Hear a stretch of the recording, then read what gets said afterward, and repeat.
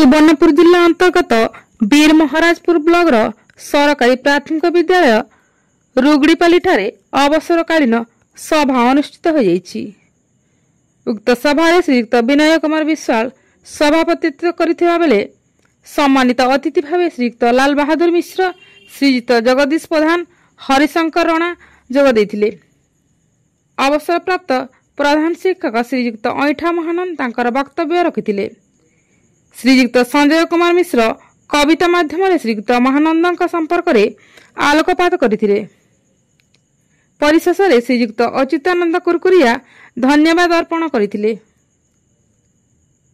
विद्यालय परिचालना कमिटी सभापति श्रीयुक्त सुरेश कुमार सहित अन्य सदस्य और सदस्य एवं छात्र छात्री माने उपस्थित रहिथिले।